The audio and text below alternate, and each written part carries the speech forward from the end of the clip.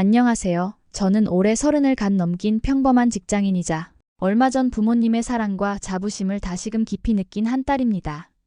제게는 3년간 교제한 남자친구가 있었습니다. 직장 선배의 소개로 만나게 된 그는 책임감 있고 유머도 있고 무엇보다 제게 참 따뜻한 사람이었어요.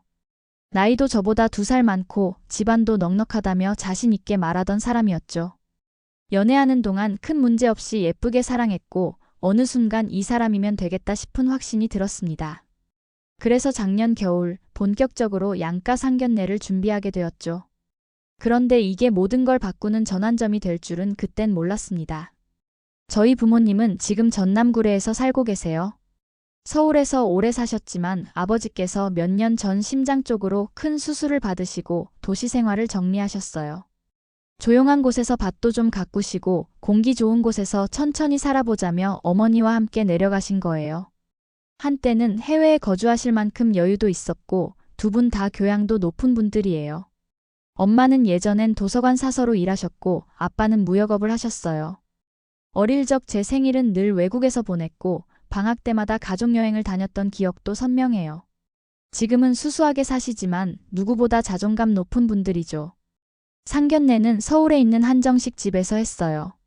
남자친구는 슬쩍 말하더라고요. 우리 부모님 좀 격식 차리는 거 좋아하셔. 아버지가 명함 주실 땐 두 손으로 꼭 받아야 해. 전 사실 그 말이 조금 거슬렸지만 부모님께 말씀드릴 순 없었죠. 엄마는 제 옷보다 더 신경 쓰며 단정한 블라우스에 진주 귀걸이를 하셨고 아빠는 평소 입지 않던 정장 재킷을 입으셨어요. 손등에는 햇볕에 생긴 죽은 깨와 작은 상처가 있었지만 두 분 모두 정말 정갈하고 단아하셨어요. 저는 당당하게 소개했죠. 저희 부모님이세요. 하지만 남자친구의 어머니는 첫인사부터 시선을 아래 위로 굽더니 입꼬리만 살짝 들고는 말씀하셨어요. 아, 시골에서 오셨다더니 정말 어머님 손이 참 일 많이 하셨나 봐요. 그때까지만 해도 애써 웃으며 넘겼습니다. 그런데 음식이 몇 가지 나올 무렵 남자친구 부모님이 영어로 말을 주고받기 시작했어요. 대화 내용을 들어보니 기가 차더군요. 완전 기울어진 결혼하게 생겼네. 이 사람들 촌티 나는 것 좀 봐요. 격 떨어져서 나중에 어디 모임 가서 얘기나 하겠어. 이 결혼 다시 생각해보자고. 그들의 얼굴엔 은근한 비웃음이 서려 있었고 저는 그 순간 얼어붙었습니다. 분명 저도 유학파이고 부모님도 그렇다고 말했는데 겉모습 하나로 저희 가족을 평가하는 그 표정과 어투는 지금 생각해도 손이 부들부들 떨립니다. 그리고 그 대화가 끝나기 전에 제일 먼저 자리에서 일어나신 건 제 아버지셨어요. 아버지의 목소리는 단호했어요. 저희가 이렇게 보일 줄은 몰랐습니다. 사람을 겉모습으로 판단하는 분들과는 우리 딸 결혼 안 시킵니다. 순간 그 자리는 정적이 흘렀고 저는 아무 말도 못한 채 멍하니 앉아 있었습니다. 그 말과 함께 아버지는 저와 어머니 손을 잡고 자리를 박차고 나오셨어요. 남자친구는 당황해서 저를 붙잡았고 그제야 상황의 심각함을 눈치챈 듯 고개를 푹 숙였어요. 나 진짜 몰랐어. 우리 부모님이 그런 말을 할 줄 미안해. 미안하다 진짜. 저는 눈물이 나올 것 같아 입술만 질끈 깨물고 그 자리를 떴습니다. 그날 밤 아버지는 단 한마디만 남기셨어요. 사람은 가진 걸로 판단하지 마라. 그게 우리 집 교육이다. 이후로 남자친구는 연락을 계속해왔어요. 직접 시골까지 내려오겠다고 했고 부모님을 따로 뵙고 싶다고 울먹이기도 했죠. 하지만 아버지는 단호하셨어요. 이건 감정의 문제가 아니다. 가치관이 다른 거다. 어머니도 조용히 말씀하셨습니다. 엄마는 너가 따뜻한 사람과 살았으면 좋겠어. 저는 한동안 마음이 흔들렸습니다. 그 사람만은 정말 나를 사랑한다고 믿었거든요. 하지만 결국 사랑이 모든 걸 덮지는 못하더라고요. 가정은 둘만의 문제가 아니라는 말, 그때 처음으로 뼈저리게 느꼈습니다. 아버지께서 상견례 자리에서 그토록 단호하게 나가신 뒤로 모든 게 빠르게 정리됐습니다. 결혼을 약속했던 그 사람은 매일 울먹이며 전화를 걸어왔고 메시지는 하루에도 수십 통씩 도착했어요. 내가 잘못했어. 부모님이 그렇게까지 하실 줄 몰랐어. 다시 잘해보고 싶었어. 그 말들이 진심이라는 건 알았지만 문제는 그 사람도 결국 그 부모의 자식이라는 점이었어요. 그 자리에서 부모님을 막지 못했고 영어로 오가는 무례한 대화에 한마디도 끼어들지 않았다는 것. 사랑한다고 했으면서 정작 내 부모님을 보호해주지 못했던 그 사람. 며칠이 지나고 부모님을 뵈러 내려갔습니다. 아버지는 평소처럼 밭에 나가시고 어머니는 제게 수박을 썰어주시며 아무렇지 않은 척 하셨어요. 혜진아, 엄마는 지금 내 눈빛만 봐도 무슨 마음인지 알아. 우리 딸이 미안해할 거 하나 없어. 대신 이거 하나만 약속해줘. 무슨 상황에서도 너를 아끼고 사랑해줄 사람을 만나야 해. 어머니의 말은 단순한 조언이 아니었어요. 그건 부모로서의 호소였고 딸에게 보내는 마지막 자존심이자 존엄이었어요. 그날 저는 그 사람에게 마지막으로 메시지를 보냈습니다. 너무 늦었어. 너는 내 편이 아니었고 우리 가족의 손을 잡아주지 못했어. 사랑만으로는 안 되는 게 있어. 남자친구 집에서는 계속해서 연락을 시도했고 급기야 어머님이 직접 시골 집까지 찾아오려 하셨어요. 그때 아버지는 조용히 차단하셨습니다. 이미 모든 대답은 그날 상견례에서 끝났습니다. 그리고 몇 달 뒤 놀라운 일이 벌어졌습니다. 지역 커뮤니티 잡지에서 아버지에게 인터뷰 요청이 들어온 거예요.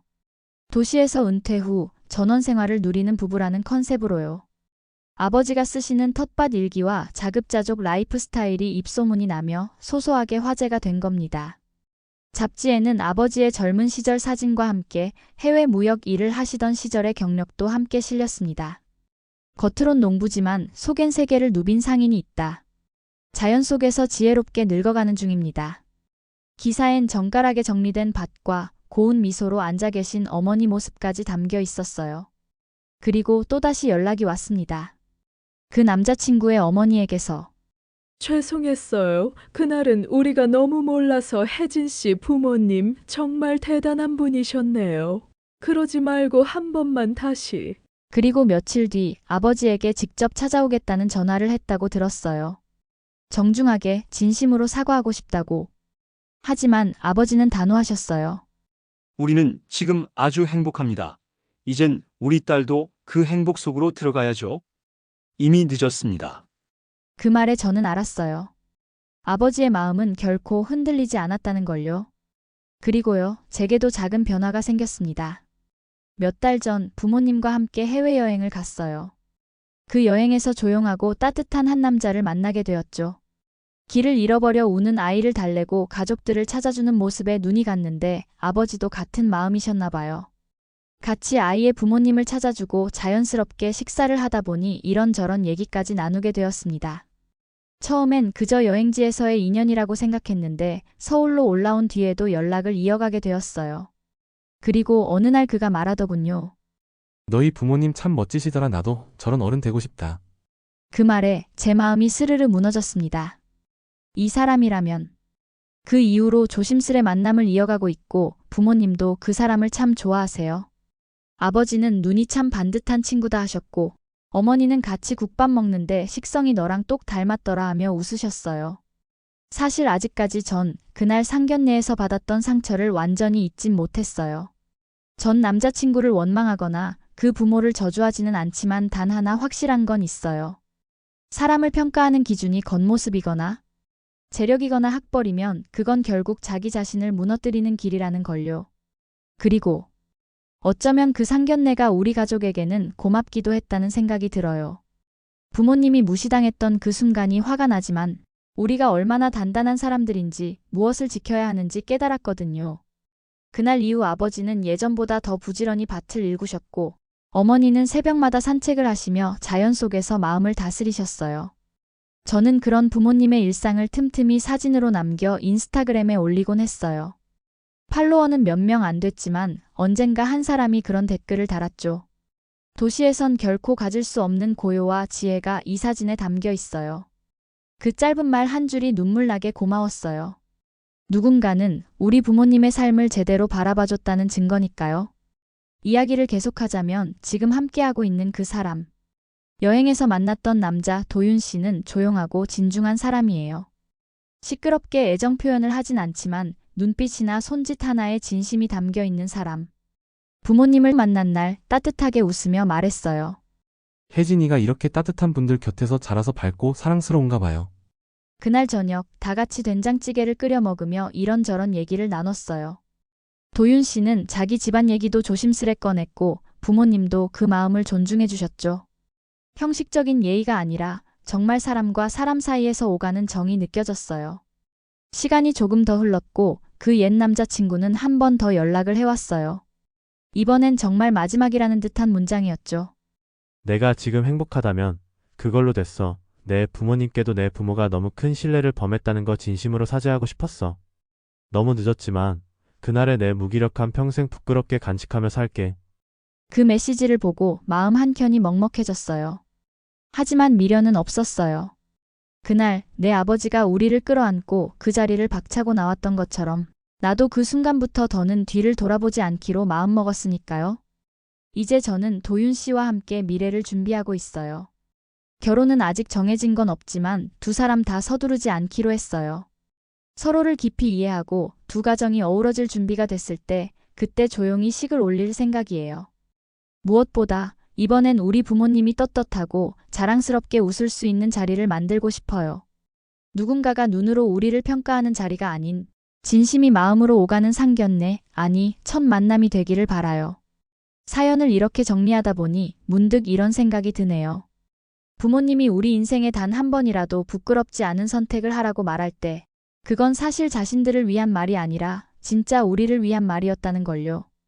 당시에 저는 너무 화가 나고 창피하고 혼란스러웠지만 이제는 누구보다 그 자리를 박차고 나왔던 아버지가 자랑스럽습니다. 말없이 눈물을 참으며 제 등을 쓸어내리던 어머니가 참 고맙습니다. 그런 부모를 가진 저는 세상 누구보다 귀한 사랑을 받으며 살아왔다는 걸 이제야 조금 알 것 같아요.